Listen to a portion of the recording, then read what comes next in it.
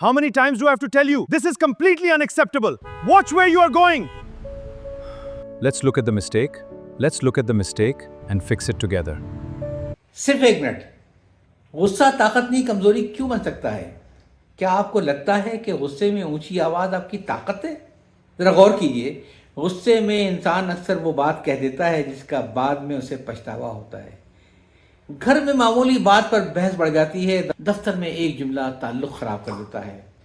Traffic میں چند second کی بے صبری پورا دن خراب کر دیتی ہے.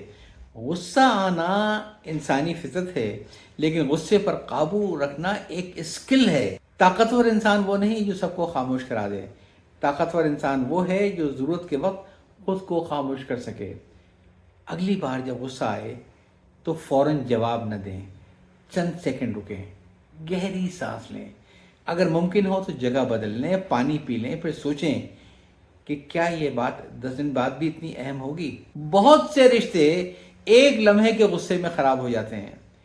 والدین اور اولاد کے درمیان فاصلے پیدا ہوتے ہیں. میاں بیوی کے درمیان تلخیاں بڑھتی ہیں. دوست دشمن بن جاتے ہیں. دفتر میں پروفیشنل ریپوٹیشن متاثر ہوتی ہے. یاد رکھیے، غصے کا جواب دینا آسان ہے، غصے کو سمجھنا مشکل ہے. لیکن اصل کامیابی ہی مشکل کام کرنے میں ہے.